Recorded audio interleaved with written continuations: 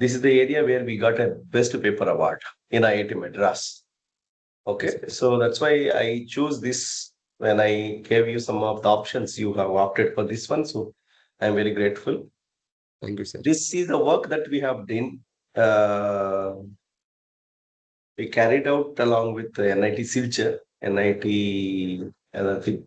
Let me stop my video so that no, you can just so that the bandwidth will be easy for all the people.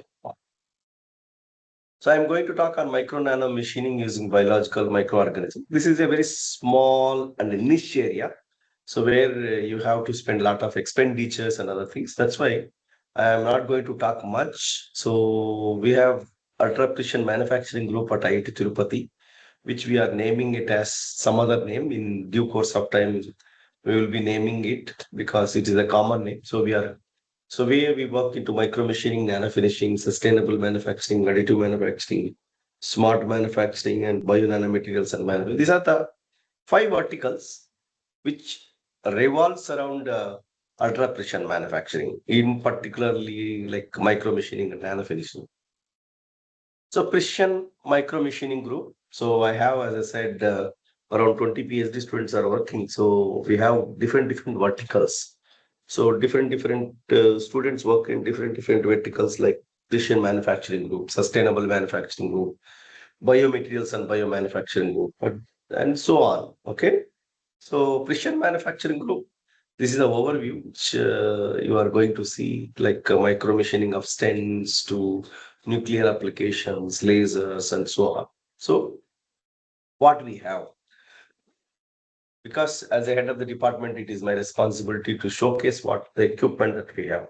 This is the DT100i, which is hybrid micro EDM. It's a patented name, but this is the micro machining center, as you can see here.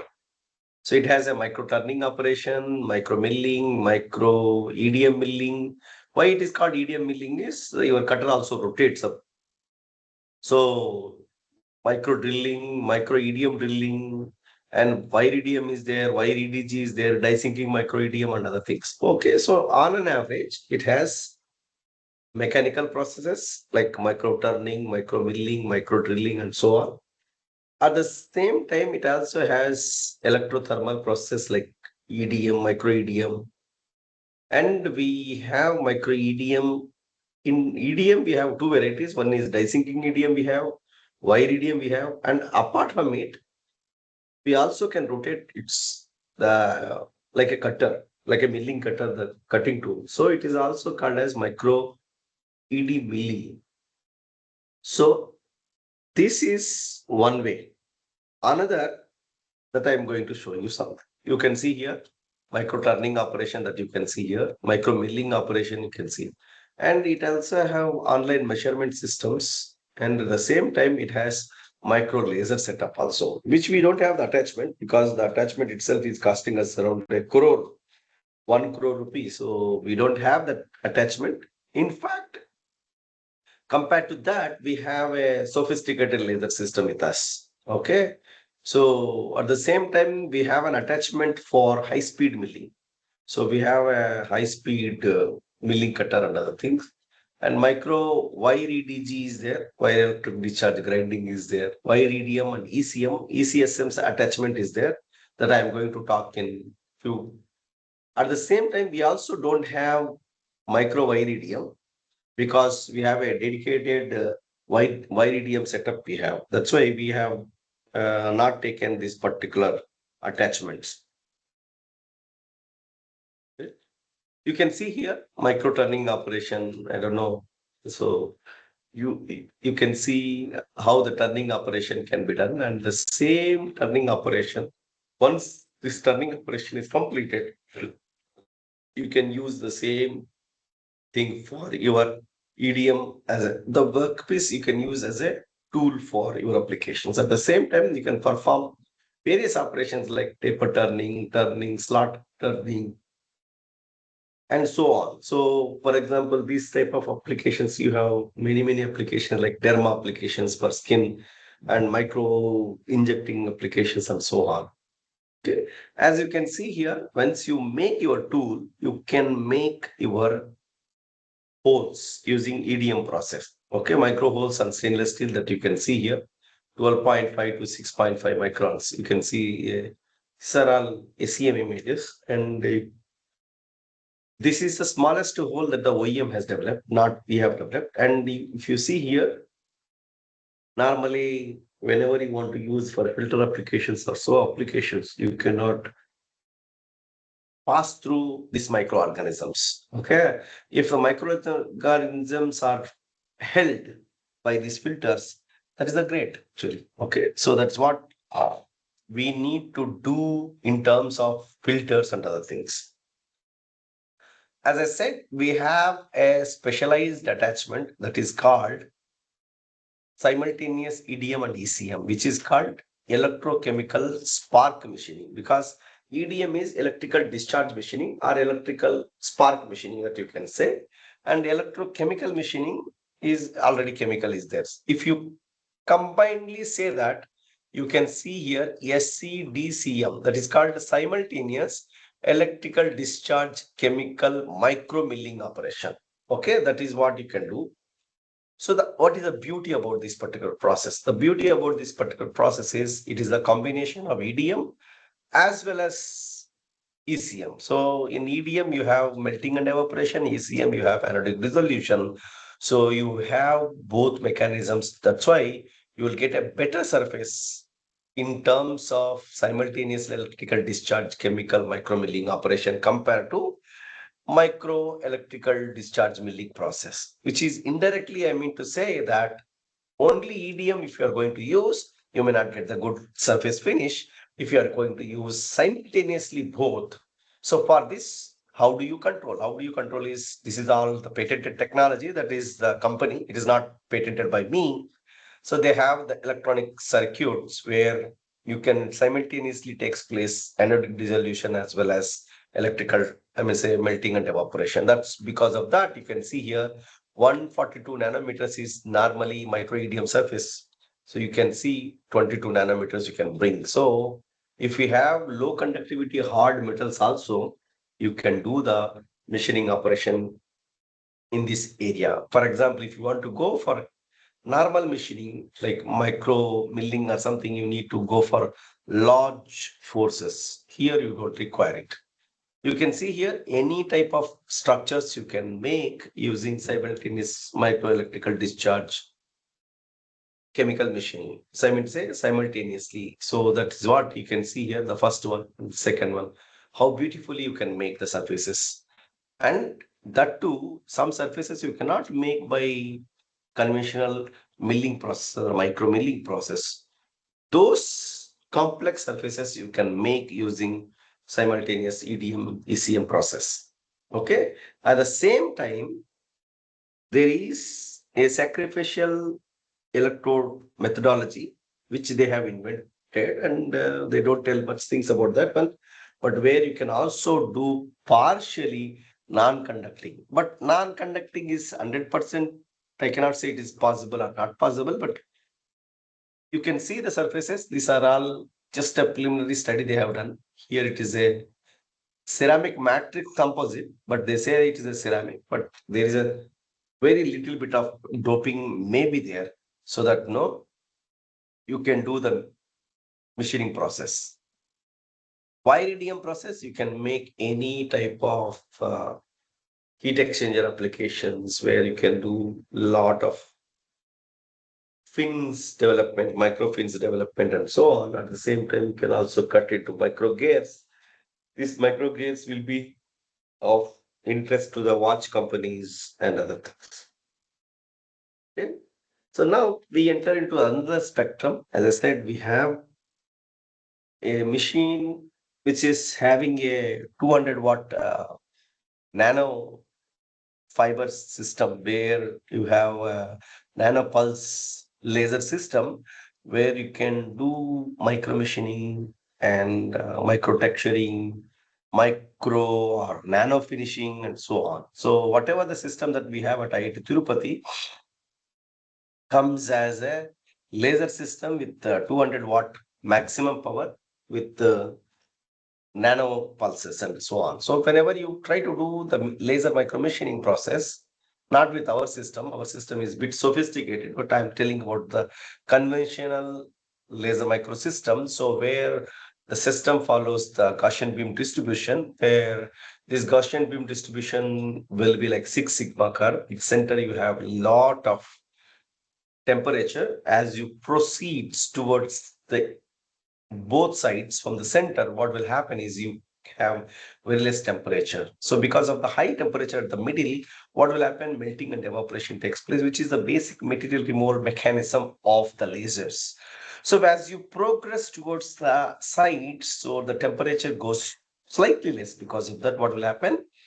Melting takes place, but evaporation will not take place predominantly. Because of that, what will happen? As the laser is a very fast system, moving system, this may move from one hole to another hole, or one location of the workpiece to another location of the workpiece. Because of that, what will happen?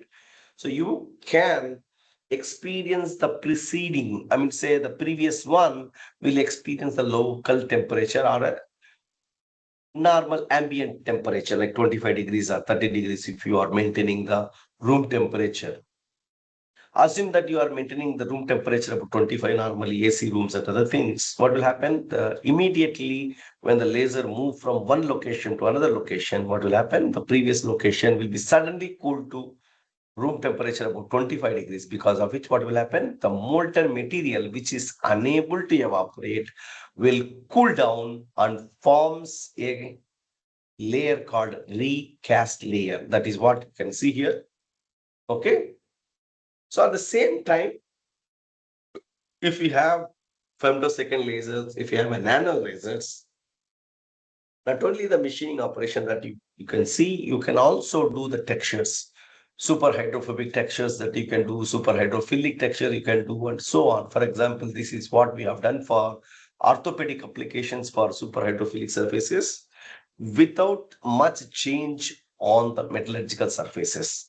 Definitely, when the temperature goes beyond certain limit, what is the thing is that you experiences on a titanium like high reactive material, titanium oxide formation will be there. Once you have a titanium oxide formation, you try to coat with titanium oxide, functionally graded biomaterials, and so on. Once you do all those things, you can also check for biocompatibility. What is the purpose of showing is that many of you may be interested in laser surface interactions. Once the laser surface interactions are done, we also have PVD, CVDs, I mean, say physical vapor deposition. In the physical vapor deposition, we have two systems. One is DC, pulsating DC system, sputtering system, where you can coat. Another system is where we have RF macron sputtering system. That is also can be used for coating. However, we recently received a big system on coatings, which is about at the same time you can coat four substrates materials. For example, if I want to coat antimicrobial, anti-inflammatory, many, assume that one is base material, one is another material. So simultaneously, you can coat four materials on your substrate material. So indirectly, what you require is you need to require a billet where you need to put four substrates and you just bombard with the rays so that no rain of particles will club and forms the layer. And once you have done all those things, then you can just bring to the in vitro in vivo cell culture analysis. Whatever you are seeing here in this particular slide, where beautiful structures that you are seeing is in vitro. So why you have to form this in vitro? In vitro gives this particular material is a biocompatible material. Indirectly, what I mean to say is that whenever you are going to place this particular material inside your body, what is you are going to experience is that your body fluids which flows on this particular surface will make a layer which can transmit from your fluids and the muscles to the bone material, the proteins, minerals, and other things. That's why for this transport phenomena that you have to experience, the first and foremost layer that you can form for the orthopedic applications is that apatite layer. There is a difference between hydroxyapatite and apatite. Okay, so this apatite layer will form so that what will happen? This material considered to be the biocompatible material. Now you can go ahead with in vivo cell culture analysis with a rat model, rabbit model, sheep model, or any other models also. Okay. For that, whenever you want to do at laboratory scale, this is what you can do at a laboratory scale. We also work in the area of biodegradable implants. These are cortical screws, cancellous screws, Steinman pins, staples, and plates. This you can put inside and you can forget about it because it is one side it is polylactic acid which can degrade into a monomer like lactic acid. Another side it is hydroxyapatite which is called nanohydroxyapatite because of the particle sizes are very minute and the surface area is very high. At the same time, this will also dissociate into calcium and phosphate. So that what will happen? You have Ca10 PO4 whole power 6 OH twice, which dissociates into calcium and phosphates, so that you can have these minerals inside the body. So everything is degradable inside the body if you are going to have it. So at the same time, that what I can show you here is that we are also developing another ecosystem where you don't require any operation or something. So this is thermosensitive injectable scaffolds for injecting inside the body. Okay. So this is an ongoing work. Some of the people have already done it and we have also done it. In India, some people may be working on this particular thermosensitive materials and so on.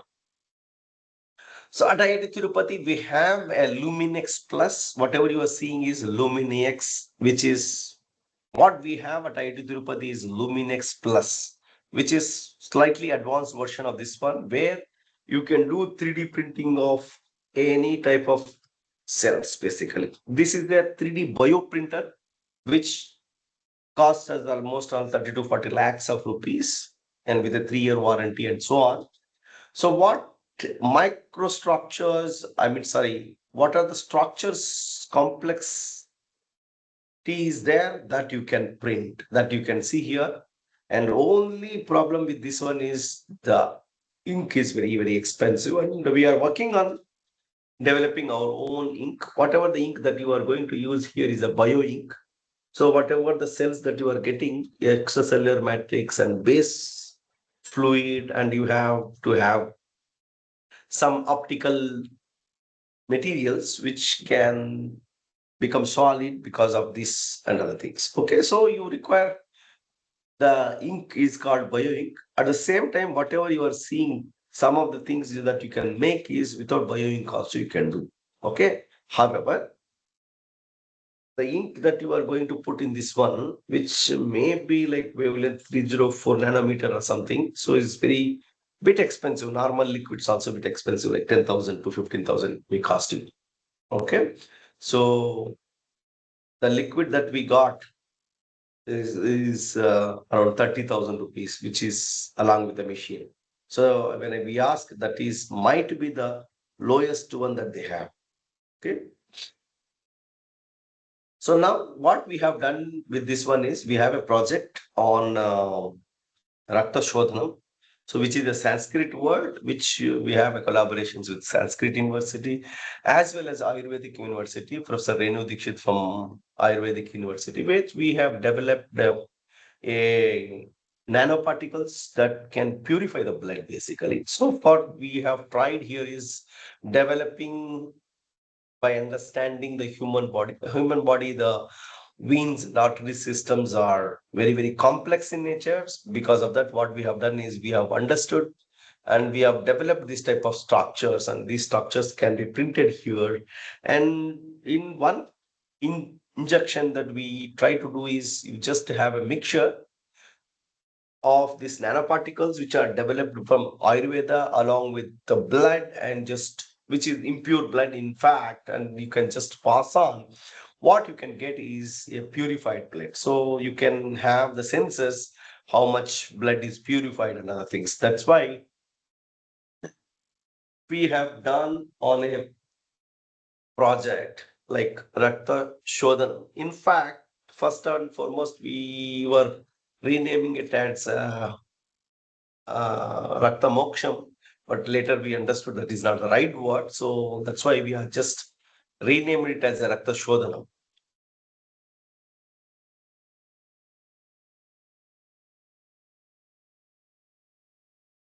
Whatever you are seeing is the yellow green one, this is what we have developed for the applications. As you can see here, we have expertise on cell culture, we have expertise on surfaces, and so on. Now we are entering into a domain. As I said, we have a 3D printer, but only thing is that for mechanical engineers, convincing to work on the bio is a very big challenge. Okay. The publication may take 2 years, publication may take 3 years, and so on. So nowadays, people, the students are not that much encouraged to work on bio. So we are looking for those students who are interested to work on bio and bio related areas. So next area that we try to do is post 3D printing. Whenever you see this is the 3D printed surfaces and so on. So these are all very complex in nature. And for example, if you see here, so these surfaces are very, very rough. Okay. So whenever you try to do, you need to do deballing, you need to remove the surfaces, you need to remove the waviness. And some people want very, very shiny nature. Some people want granular structure, dendritic structures, and other things. And some people want very, very flat surfaces and residual compressed residual stresses and so on. So there are different people that they want different natures. And okay, so what we try to do at IIT Tirupati is post processing of additive manufacturing. This is our bread and butter basically. Okay, as Professor Devaraj was mentioning that I have few crores of funding. I am very grateful that the the God has given me some of the help, and we have also got some of the projects with the help of Almighty. And so majorly what we are working is post finishing of this one, and soon we may be having in the startup in this particular domain, because it's a very niche area. Converting a 3D printed component, somebody may have a 5 lakh crores machine, but that may not be possible to put into practical application and so on. So what we try to do, we try to do all sorts of things like chemical polishing and electrochemical polishing. We try to do electrochemical plasma polishing. We have dry electrochemical plasma polishing, so on. So we have pretty much number of processes where we can do lot of finishing options and other things. Okay, this is exclusively for external surfaces. So for example, these are the images that you can see here by electrochemical plasma polishing, where you can do not only about surface finishing, but also you can bring very, very beautiful surface, shine surfaces and lustrous surfaces and so on, so that you can see on a bone plate and other things also. Okay, so we have another for internal applications. For example, you have complex internal surfaces in additive manufacturing. So there also we have a lot of solutions where we develop the medium and so on. Okay, so you can see here, these are the micro holes which are developed in drug eluting stent applications or any other micro applications where you can do. And these are all to be polished by the semi-solid cutting tools. What you can see here in the previous one that you can see here, it's a commercially, it's very, very expensive material. I don't know what the current price, but we are much economic compared to the commercial people.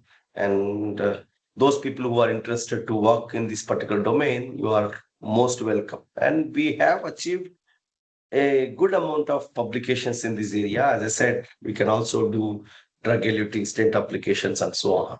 Okay.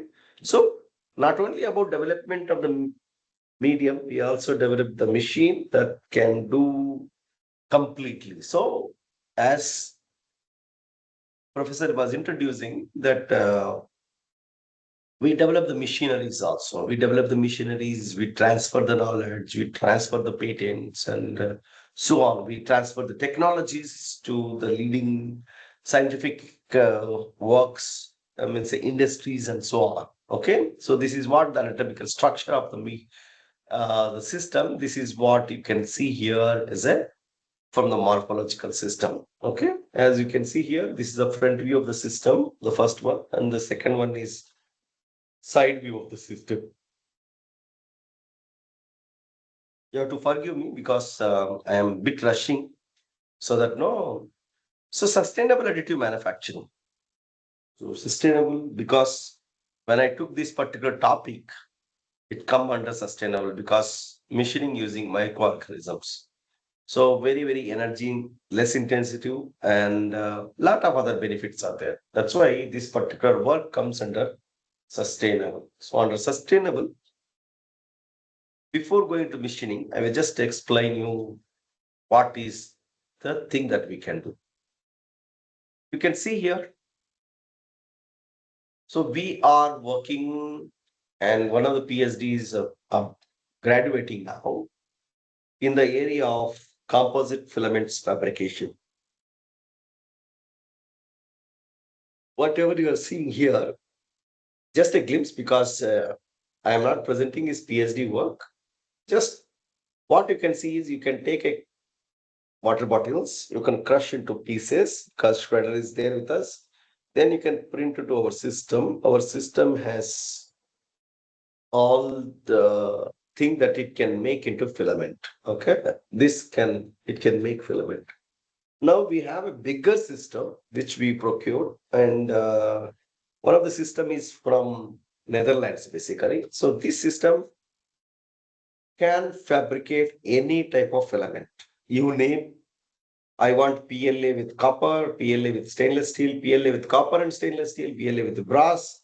So now we are getting many, many requirements from the various industries, and some of the inquiries also coming from the PhD students, those people who are doing at different levels to fabricate as per their custom made filaments. Custom made filaments. So, for example, I want PLA or ABS or anything with respect to ceramic particles, with respect to metal particles, with respect to carbon fiber, glass fiber, so on. You name your composition, we can make and we can give you. Okay. This is the cross section of the whatever you are seeing. Okay. So you can see here, this is the cross section where we can make the filament. So the filament sizes normally will be 1.75 plus or minus zero point 0.1 or something, or 0.05 or something, which is we have a sensor reads approximately the size and try to maintain is that with a closed loop system, this particular thing like 1.75 plus or minus zero point 0.5 or 0.05 another feet. What I want to showcase here is that we make our own compositions, binder compositions as per your requirement. Those people who want to work for PhD work, and those people who want to work for masters or something, they can come and work with us. Normally, we allow for longer durations. And if you are interested, you can come and utilize our facilities. If you are from industry, we are more than happy to take up some of the jobs so that no, we can utilize our equipment appropriately and other things. Okay, you can see here.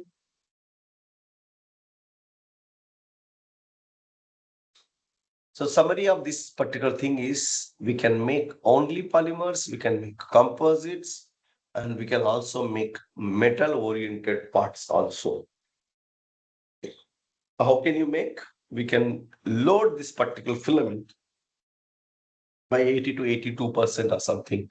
So remaining like 20 or less than 20.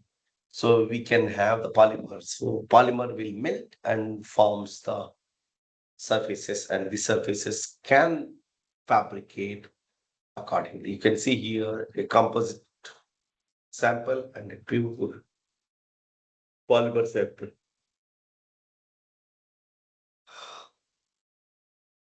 So we have another sustainable aspect, which is Previously, what you have seen is the polymer. Now we have a ceramic basically. So we convert yes waste powder like porcelain powder into a dough type of ceramic paste, and then we can try to do the extrusion process. That is what you can see. This ceramic extrusion machine is there with us, and we can make a high valuable product or some valuable product with respect to a waste material that is available. What is the technology here is that we develop our own binders.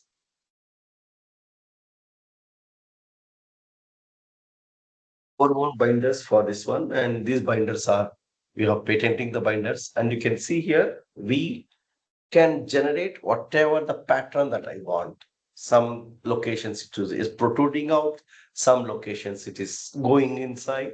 So you can give small textures on the surfaces also. And at the same time, what is the flow rate, what is the interlayer distance and other things you can optimize so that proper bonding can be achieved between two layers of this extrusion based ceramic 3D printing and others. Once you do optimization of this one, so currently the student who worked on this one, Palivela Bhargav Chandan, is in IT Delhi now. So you can make any type of beautiful structures like this. These beautiful structures later you can take to a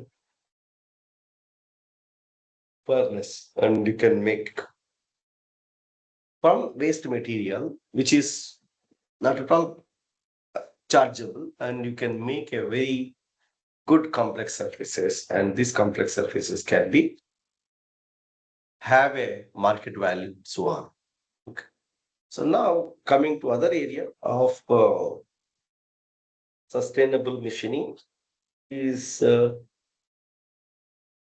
for there are two angles in sustainable machining. One is development of sustainable cutting fluids that you are going to see now or in this particular slide. And next one is biomicromachining, which is what the topic is all about. I don't know whether the video works. No. So, so what is happening here is that when there is a machining process is going to take place, there will be emissions. The emissions will have a commonly two material, which is the chlorinated paraffins, that is CnH2n plus 1 Cl, at the same time PAH, polyaromatic hydrocarbons. So whatever you are seeing in the previous one, this is chlorinac and contact dermatitis is normally the function of chlorinated paraffins, which is CnH2n plus 1 Cl, which has medium chain, long chain, and short chains. Normally, long chains, when they are exposed to the temperatures like 700, 800 degrees temperatures, what will happen is this will break and contaminate the cutting fluid. And this, when this contaminated cutting fluid falls on your face or your hand, it will create a lot of allergic effect, which is called contact dermatitis and so on. The same thing, another main chain material is PAH, which is called polyaromatic hydrocarbons. This are formed when you have improper combustion temperatures, when benzene and pyrene will interact. So when the benzene and pyrene or the compositions that are coming out and experiences the improper combustion temperatures, which is less than 1400 degrees, normally machining temperature will be 700, 800 degrees. What will happen? This will fuse together and form benzoyapyrene, and this, when it interacts with respect to the oxygen and water inside the body, because it can enter through the skin, it can enter through the nose, it can enter through the mouth, any place wherever it is, it can enter. Once it enter, you have lot of oxygen and lot of water inside the body. Because of that, what will happen? It will react multiple times with respect to water and oxygen and forms benzoyapyrene 7,8 epoxide 9,10 dihydrol, which is a carcinogenic material and causes the cancer. So that's why you should be aware what you are using in the particular laboratory. So what we try to do at IIT Tirupati is we develop the cutting fluids, greener cutting fluids. If you those people who want to develop say procure this green cutting fluid, they can get it. Now we are entering into the domain, which is a very niche area where I am not going to take much time, but I will explain you biomicromachining. Biomicromachining, we started at IIT Guwahati in 2015, and this particular we worked with NIT Silchar. At the time, I was there in IIT Guwahati, Assam. So NIT Silchar, we worked, and what is it all about? What is it all about is an organism which is called Acidothyebacillus peroxidans. Acidothyebacillus peroxidans is a needle-like microorganisms, and these needle-like microorganisms. Before I start, the disclaimer is that we are not killing, like in Bahubali movie, or if you take another movie like RRR or something, there will be fight and you are killing. There also people will show you that we are not killing any animal or we are not killing any humans. So that is a disclaimer. Here also, we are not killing the Acidothyebacillus peroxidans. What we are doing here is from this particular slide, what you can grab is a Acidothyebacillus peroxidans is sitting on a surface or lying on a surface. And Acidothyebacillus peroxidans is there. That means that if you see here inside the body, normally, for example, if you take your mouth, so let me tell you that if you have a mouth, your mouth pH is almost on 7 or 7.2, which is called as a neutral pH. Okay. So if you spit on any surface or something, nothing, it's not going to react much. But at the same time, when you talk about your stomach, what is the acidic pH? Normally it will be 4. That's why you will have different types of medicines basically. Some are chewable materials which interacts with respect to the pharmaceuticals of that particular tablet. At neutral pH, like gelatin. I mean, say if some people have a gas trouble or something, they chew the tablets. That works at neutral pH. Some tablets you need to swallow, you need to take into the stomach. So because those will work at the acidic pH. So these are that's why what we are going to tell you is at the inside, you can see here pH, it is almost all less than the neutral pH, which is almost it is considered to be the acidic pH. That is what you need to do when it is sitting on the surfaces, how the reactions will take place. This is the overview that you are going to see. I am going to explain you the overview. Acidothyebacillus peroxidans are there. You need to procure from the reliable source. Either Pune, Hyderabad, or Bhubaneswar, we have reliable government laboratories are there. There you can procure and then you need to culture it and you need to populate it. Simultaneously, what you need to do, anyhow, I'm going to explain each and every step. Next slide. Just I'm giving a summary here. You have a nozzle or a mixture, then you need to put it. What will happen? So it will take biomicromachining action by releasing many things that you can see in the upcoming slides and you can make here. So what is the beauty to give the best paper award for this one? As I said, IIT Madras has given the best paper award. So what is the UNO goals? United Nations Organization goals. One of the main goal is we are talking about Industry 5.0, which is called also sustainability. So sustainability, and if you take into 2050, so zero waste to manufacturing is the target.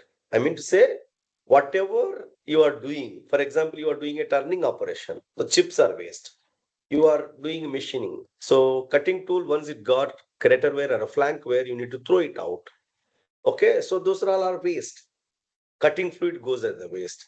So you see how much waste is there. So just they want to minimize the waste, or you can go for a zero waste, which is nearly an ideal case. However, one can go for a pseudo ideal case. Okay, what you can do here is, as a mechanical engineer, I want microfluidic channels. That I am getting it. Definitely, I'm getting. can even get by microEDM processor. I can even get by laser micromachining also. But the laser micromachining or EDM, what is the melting and evaporation takes place. So that what will happen? The material which is coming out is going as a vapor. I mean say it's going as a ablation is taking place. So here, if you see acidotype baseless peroxidants, it is taking and keeping as the particles. If you do some redox reactions, what will happen? This will become copper nanoparticles, and copper nanoparticles also have huge market in the biomedical industry. Okay, so that's why whenever you are taking any medicine, tonic, you see many tonic syrups are there. Whenever it will be written shake before use, why you have to shake? There may be a problem of nanoparticles inside the syrup which may be sedimented. That's why you are requested or you are instructed by the company to shake before you use the same. So that what will happen, these nanoparticles will occupy equally across the syrup. So that now if you take, what will happen along with the syrup composition, these nanoparticles also can enter into your body. So there, these copper nanoparticles, silver nanoparticles plays a crucial role under the things. That's why this is not going to waste anything. One side I'm getting microfluidic channel, on the other side I'm getting the particles. So now how we are going to do? If you see here, what is the motivation? The motivation is when I am doing a laser or EDM or anything, I am getting a brittle recast layer, and these layers are metallurgically damaged. At the same time, the whole material which is here is evaporated already. So that means that you are going as a lot of waste. Compared to turning, it is very, very minimal. That's a different story. So what I mean to say is the recast layer is a waste and the material whole is already material is gone and so on. So that means you need to go with a surface where you, so for example, you see recast layer and so on. And at the same time, if you are using electrochemical machining process, you need to dump that chemical, or if you are using EDM process, you need to dump that dielectric fluid into the river body or something that is causing lot of problems to it. So need of thing. Mechanical micromachining, optical micromachining, chemical micromachining, these are all create heat affected zone, environmental impact, forces, and so on. So this is the production cost is very, very high and other things. Okay. So you need to go for an alternative method for micromachining applications. That micromachining application can be using microorganisms. In the conventional manufacturing, you always learn your cutting tool should be much harder than your workpiece material. Here, it is vice versa. There is no need of going for the conventional route of this thing. So that what will happen? You can make using a very, very soft tool compared to your workpiece material also. Here, workpiece material is assumed that copper. Copper is much harder workpiece material compared to acidothiophilus peroxidin, which is a small microorganism. Okay, so that's why what you can see here is micro machining using organisms is a motivation for us to take forward. See, biomicromachining is a controlled microbial process basically, or microbiological process. So what is this microbial biological process that is involved? Okay. So this micromachining uses a bacteria, which is called normally in the local language that we can say it is also a microorganism, but normally this is a bacteria in a cylindrical format. Okay, this cylindrical format, what you can see might have seen. Okay, so this whatever the organism that you are understanding is a cylindrical in nature. Okay, and how this will work? Okay, Acinetobacillus peroxidans commonly used bacteria for biomimicry. It can gains energy by oxidation of a bivalent iron. So as I said, it is a acido-thiobacillus peroxidase. Normally, it gains energy. Normally, how do you do? You see your mitochondria is the source of, I would say, it is the powerhouse of the cell. So normally, who generate the energy? Say, for example, if the acidothiobasilus peroxidans has to sustain, so it has to generate its energy. Normally, if at all I want energy, what I will do? I just go and eat the food. So how do it will generate the energy is oxidation of the bivalent ion. I mean, say it will convert Fe2 plus into Fe3 plus. And this Fe3 plus will come to the surface and interact with respect to the metal surface, which is called, in this area, it is called copper, and loses one Fe3 plus to Fe2 plus, and that 1 plus will go and makes into the surface. Okay. So whatever you are seeing here in a nature, whenever you are going to put the uncontrolled bioorganism action will be taken place, rusting and other things will take place, am I right? So if I can control degradation of this particular material defining to one location, I can make. That I am making by acidothiobasilus peroxidans. Normally, acidothiobasilus peroxidans are colorless, rod-shaped, gram-negative bacteria with polar flagella and so on, which I'm not going to talk much things. So normally, if you can see at 5,000 magnification or if you see at 30,000 magnification, normally these are all like a rod-shaped organisms. And when you are putting on a surface, so this will interact with respect to the surface from the surface of the skin. That means that you are sleeping on the surface of any metal and you are taking the material out wherever the surface is interacting with respect to metal, because this will interact with only metal. If at all I want to make, I have to make. So anyhow, it is came again. Just I would like to show you here. So if you see here, there is a nozzle. You have a bright surface at the center and you have a slightly less surface at the sideways. So the bright surface is exposed surface basically. What you do the photolithography. That means that first I coat with polymer, photoresist polymer, and then I remove the nozzle shape. That means that here it is a copper is exposed, other area it is the polymer film is there. Okay. So how this micro machining will take place? First and foremost, normally combination of continued oxidation of the ferrous ions to ferric ion, that is what Fe2 plus to Fe3 plus. Normally you put in a water, you supply the oxygen and other things. What will happen inside the body? It will become Fe3 plus and water with a organism continuous production of ferric iron will take place. Okay, this what will happen to this, whatever is developed inside the body is it is going to come to the surface. So this is happened inside the organism. I mean, say in the stomach, for example, you have acidic nature, there it is developing and it is transporting to the skin surface like our sweat or something. So it will come and this ferric iron make organism full of micro machining metals, and this ferric iron is able to oxidize the pure metals and charged and soluble forms will be. Now, what is the thing? You have copper, and now this ferric iron will come and interact with respect to, and it will give Cu2 plus and Fe2 plus. And it is Fe2 plus, when it goes inside the body again, it will convert into Fe3 plus plus water. That's how it is.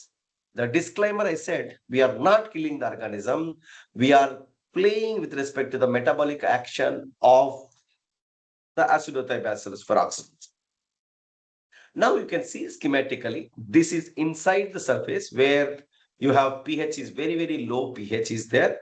And this is the copper surface. What will happen? Inside it is reacting with respect to, it is making Fe2 plus into Fe3 plus, and Fe3 plus is coming to the surface and reacting with respect to copper, and copper 2 plus it is making.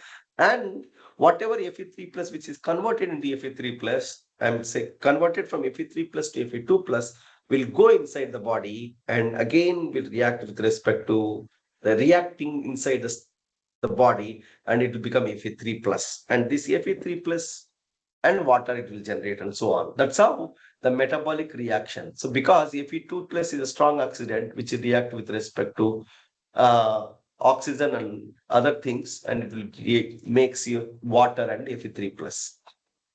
That's how this will make a circular system. So I just said that this is a metabolic reaction. So they need no need to kill the patient, acidothioperoxidase peroxidase. You can see here how, however, we have played with respect to some of the ultrasonics and other things like stirring and other things so that the metabolic action will take place or not. This looks very easy. So what is difficult here? Ravi Shankar, you are teaching about acidothioperoxidase peroxidants. There is just a metabolic reaction is taking place and we are getting it. But whatever you are seeing is not that much easy. Why? This acidothioperoxidase peroxidants, you need to grow it. You need to understand it. You need to understand the life cycle. I have a physical work of, for example, I want to make a small pit hole of 1 meter by 1 meter. I have 10 years old, 30 years old, and 50 years old. Who will do much better? Predominantly or hypothetically or on paper, 30 years old guy can do a much better job because he will have a better energy and so on. So child cannot have 10 years. At the same time, 50 years, he is already started to age. So he is slowly becoming towards elder person. So you cannot do. So for that purpose, you should always understand the life cycle of the acidothioperoxidase peroxidants from the day one. Okay. So for that purpose, so normally you can see some of the graphs that you are going to come across in the later stage. 20 days is at the young age where they can remove the maximum material. Now you see the procedure, how whatever the masking that we need to design. For example, I want a micro nozzle or micro mixture or anything. I put a photo mask, you just coat and send the ultraviolet rays, then you can make a positive masking system. And the positive masking system, then you put into acidothioperoxidase for oxidants, and you can get the exposed region to be machined. That's how you can see here this exposed region is taken out. Okay. So that is the mechanism of acidothioperoxidase for oxidants, and you are controlling by masking because this will not interact with respect to polymers because polymers you cannot convert Fe3 plus into Fe2 plus or something because this polymer is an amorphous material and so on. Okay. So there are a lot of things which I am not going to talk much because machining time, what is the temperature of the fluid that you are maintaining, what is the shaking conditions, at what rate you are shaking, bioorganisms concentration in the fluid, whether I am maintaining 100 organisms or 1,000 organisms or 10,000 organisms and so on. So what is the workpiece material? Current case, we are using copper. You can also use brass. You can also use anything. And the purity of the workpiece material, because if it is an alloy material, so or a metal matrix composite material or something, it will be slightly different because the mechanism will be different to different materials and the size of the microorganisms. As I said, size of the microorganism is an indirect phenomena that one has to understand. I cannot ask a baby acidothioperoxidase for oxidants to do a good work that is done by a young and dynamic acidothioperoxidase for oxidants. Okay, so for that purpose, one had to clearly to understand the life cycle of acidothioperoxidase for oxidants and allocate the work. So output responses, normally specific material removal rate, what is the final surface roughness achieved, the dimensions like kerf width and kerf depth and so on, and overcut.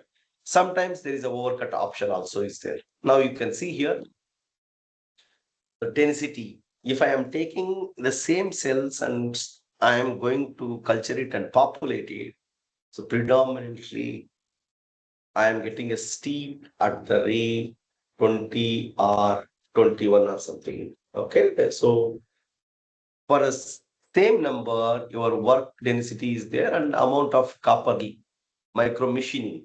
You can see here with respect to time. So what I mean to say is, if I am putting a organism second day or third day, it is not going to work for you. So normally the size of the microorganism around the 20th day or 21st day is at young age. So if I am going to put that for 20 hours or 30 hours, that is going to reach very, very high. Okay, rather than a baby or rather than putting at 40 days or something. Okay, so that you can see here. I have a micro nozzle where exposed surface is there, and this surface, not only machining takes place, but also you can see surface is very, very good. Material removal, as you can see here, I am varying the temperature. Normally, what will be the body temperature of any human? Approximately 37 degrees in temperature. So don't think, oh, when we go to hospital, it is 100 degrees. It's 100 degrees Fahrenheit.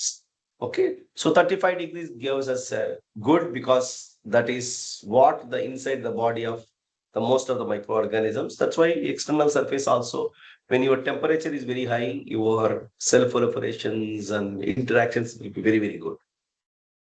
Shaking speed, as I said, if you are shaking this, what will happen is there are multiple things can happen. One, when the bio leaching is taking place or bio micromachining is taking place, whenever atom is coming 90% or something, the shaking speed can do the 10% of dislodging the particle. Point number one. If you are going beyond certain shaking speed, what will happen? You are shaking the surface such a way that the acidote bacillus fractions properly cannot sit on the surface, because of which what will happen? You can see the downtrend if I am increasing the RPM beyond 200 or something. That is what we have used. So if I am using more than 200, what we have observed is that the material removal is slightly coming down. So probably what might be the reason is when we are seeing the number of molecules removed or the things, that also will be less because we are not giving sufficient time to sit on the surface and interact with respect to the surface to convert Fe3 plus into Fe2 plus and send the Fe2 plus inside the body and other things. So cell density versus material removal, as I said, density, normally if you have a density about, so organism per ml, so zero 0.7, I mean say, and other things can give you a better results. So don't think that it is in decimals, how can a cell will be in density. So it is a ratio only, okay? So normally we go with. So what is the beauty about this particular thing is that not only if I have a surface to be generated, it's surface. If I want to do the finishing operation, I need not to put any surface, just to put the surface inside. It will just eat away the surfaces completely and makes the surfaces very, very smooth surfaces. So that's how you can do. And at the same time, you can also make it biological surfaces, because whenever you require a biological surface and other things, you can make it very, very good surfaces. As I said, you can also generate some of the surfaces as per your requirement, like granules and other things. You can texture the surfaces, which indirectly you can say is as biological micro texturing or bio-inspired micro texturing that you can do. Okay, so at the same time, you can also make some of this. As I said, no, whatever the surfaces that you want to generate, you can generate. Only thing is that you need to do photo masking according to your requirement. If you expose like a straight line, it will give you a straight line. If you expose like a gear, it will give.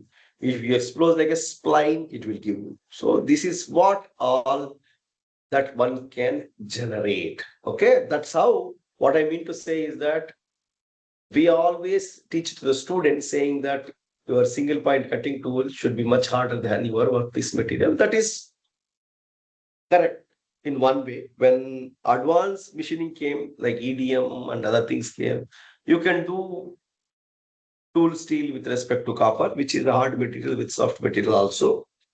As the world progresses, we can also do the same thing with respect to microorganisms. With this, you can see here how the grinding surface can be converted into a biointerfaces surfaces. So this particular surface can be changed to the surface. So it eaten away the burrs, it eaten away the peaks, and gives a biosurfaces or bio nature inspired surfaces and so on. Okay.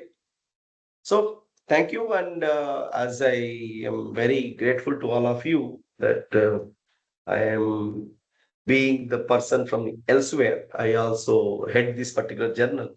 So, which is Q1 journal with a 6.1 impact factor journal of manufacturing process. Those people who do a good work, you are most welcome. Our acceptance ratio is very, very less than 10%. So please concentrate on the science aspect and other things. These are the facilities that we have. As I said, I have to go at 3:30. That's why I'm just a bit rushed, very fast, rather than I could have slowed down also, but I have to convey all the message. So we have an abrasive finishing system. Then we have you can see laser micro machining center here, 8 axis we have. In fact, not 8 axis, we have a 5 axis workable micro machining center. We have finishing system that we have, rheometer, all the rheological characterization that we try to do.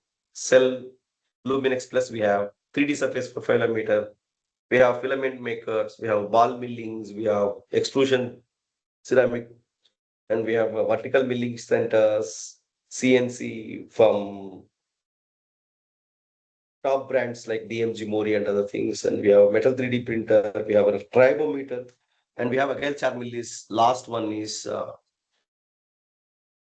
this is Viridium machine. As I said, we have these particular facilities. Metal additive manufacturing, we have VAM, we have laser powder bed, ceramic, polymers, and other thing. Post polishing, we have surface 3D profilometer from Brooker, we have Viridium from Charmelis, Agile Charmelis is there, DMG Mori milling and lathe. High speed camera and IR camera is there, micro nano indenter is there, XRD, powder XRD, and solid XRD we are going to get.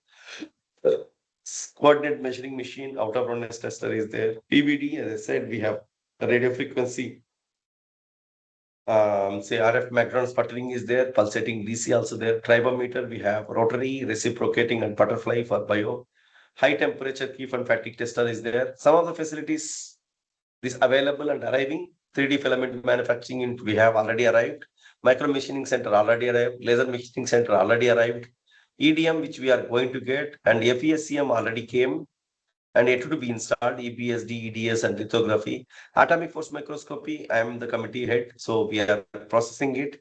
PPMS, physical property measurement system, which is very, very expensive machine, like starting price is like 10 to 15 crores or something.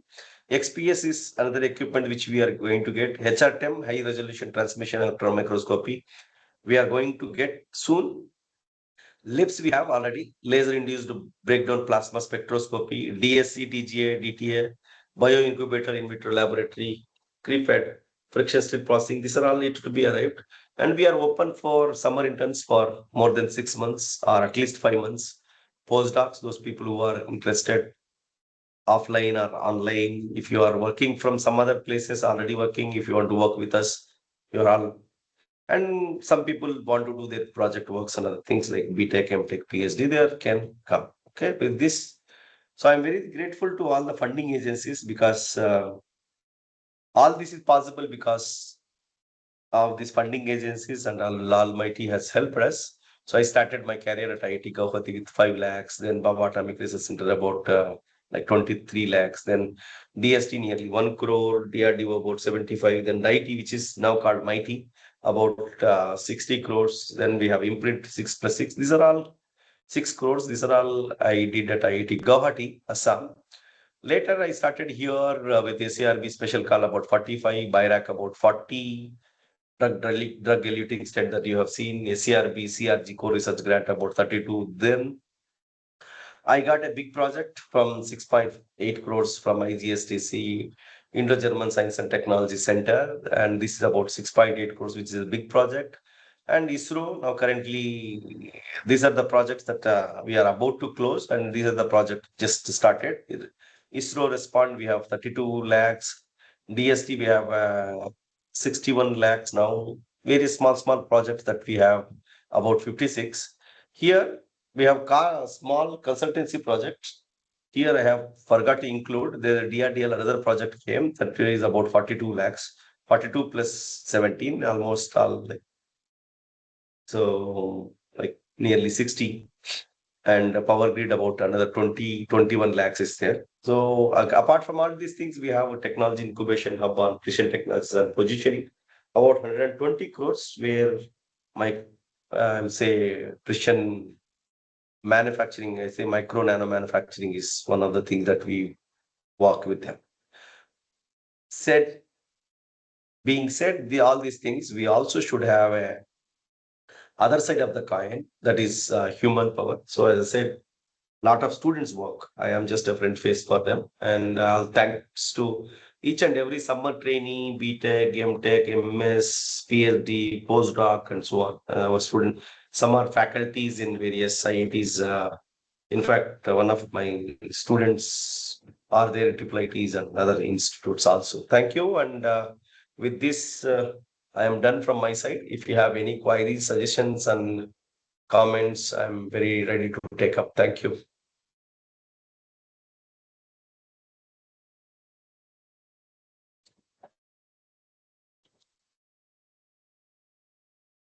Sir, thank you very much, sir.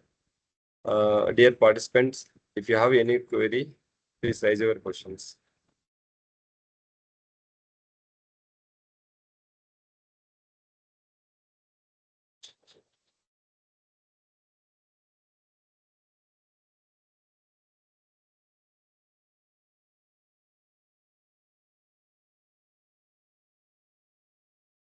So, how many are the participants normally?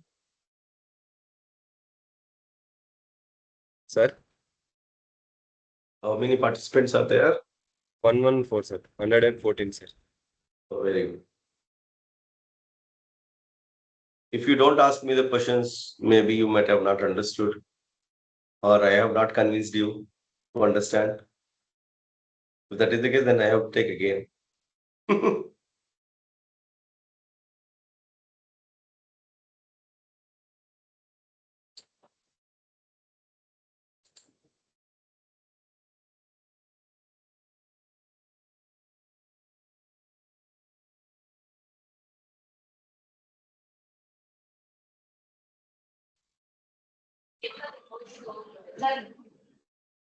Yes, madam. Tell me, madam.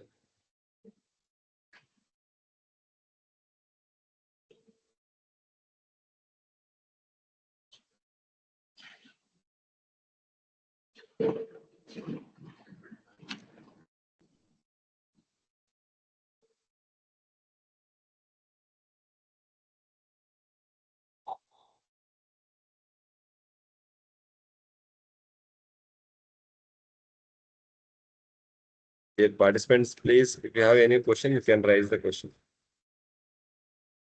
You just raise your hand, we will unmute you, then we can talk.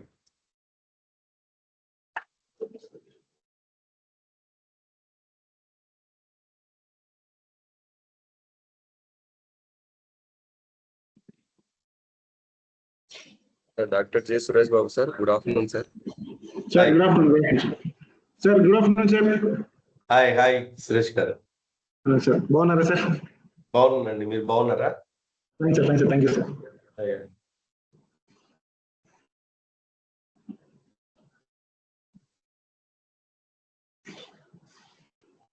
Sir, we have a question in the chat box, sir, from R. Rao.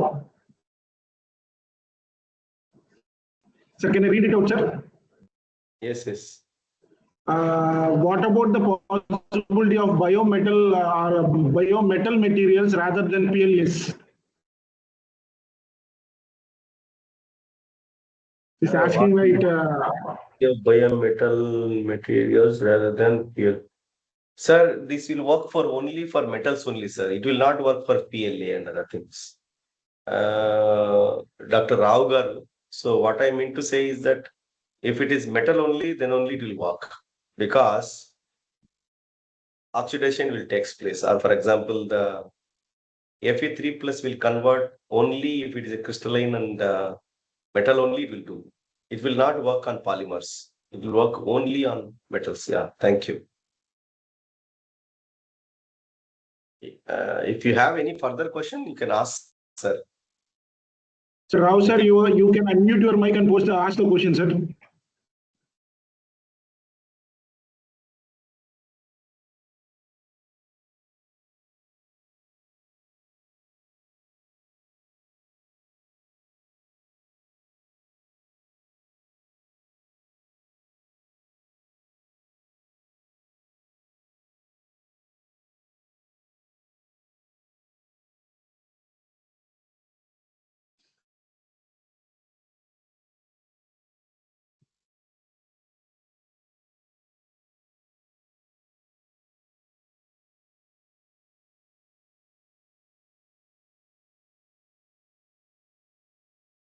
Requesting participants, if you have any queries, you can raise your hand so we can allow you the mic permission. You can unmute yourself and you can ask the query with the speaker. Or you can post your queries in the chat box.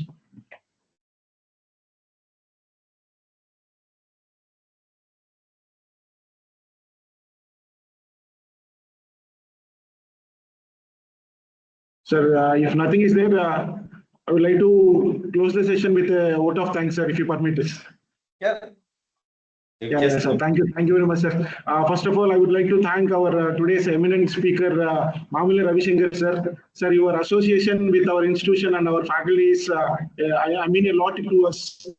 Your knowledge sharing with the detailed descriptions of the biomaterials give us a lot of knowledge to do some work, a lot of project works, a lot of paper works. So really, thank you very much for accepting our invitation and being part of our this 6 days online update session. Even though you are busy with your schedules, you spared some time for us to our teaching fraternity and research scholars and gave this information to us.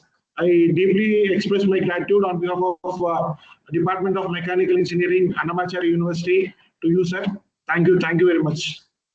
Thank you. So just always happy to share knowledge with Annamacharya, so-called Annamacharya University now.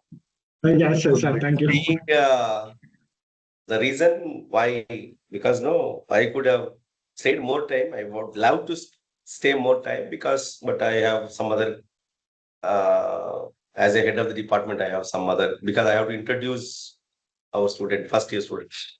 So because I studied there, so not in your college, so I have studied in Navodaya school nearby. So always I have a love and affection towards that institute because I grew up there from 6th class to intermediate, where I did my MIPC, maths, biology, physics, chemistry, so-called English is any of my part is there. And I grew in NR Naramrajpalli, which is just, I think, 13 to 15 kilometers. I don't think 13 to 15 kilometers, maybe within 10 kilometers or something. I did my school. So always I am very happy to be associated with the Annamacharya University. So thank you, sir. Thank you, sir. God bless. So thank you, and thank you, Professor Devaraj Garu and Professor Suresh Garu. So hope to see you sometime. And all the participants from IIT Tirupati as a head of the Department of Mechanical Engineering, I request if you have time, visit us as per your convenience. There is nothing like we work 7 days in a week, unlike Sunday या Monday type में हम लोग काम करते हैं इधर. सो कुछ लोग हिंदी वाले भी हैं. सो आप जब भी आते हैं IIT तिरुपति को, आप बहुत बहुत हमारे तरफ से आपको वेलकम है. और please visit us and see our facilities. We have a sophisticated facilities.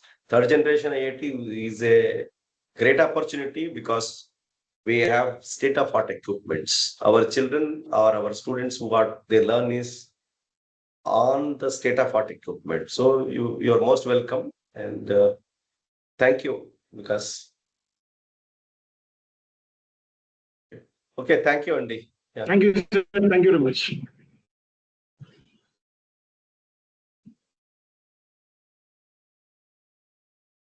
Participants are requested to visit the chat box and you can see a feedback link provided there on the session. Please give your feedback.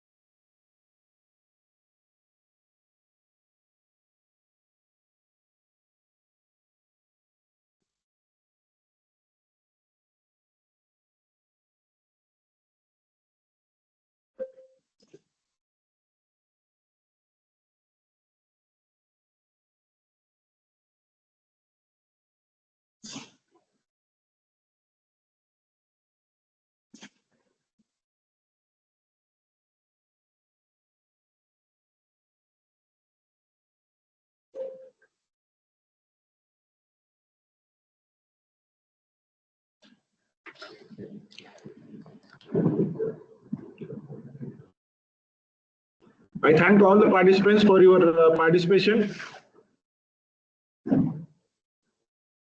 Same line, requesting you to visit the chat box. Do fill that feedback on the session.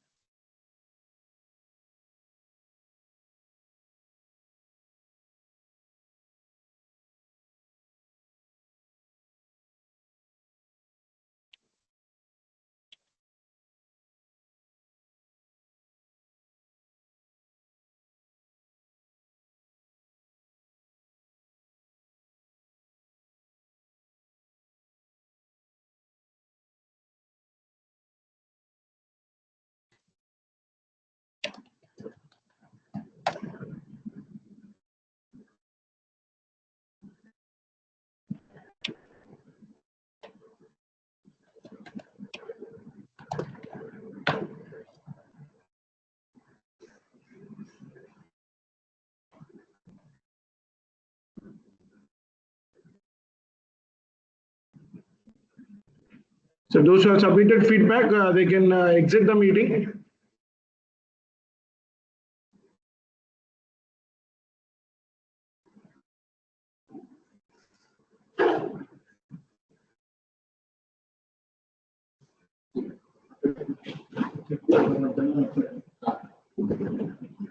TMS సరిపోవట్లేదా లేకపోతే tea ఆకు సరిపోవట్లేదా ఏదో కొంచెం ఎంత light ఉంటుంది అంత ముందు లాగా టేస్ట్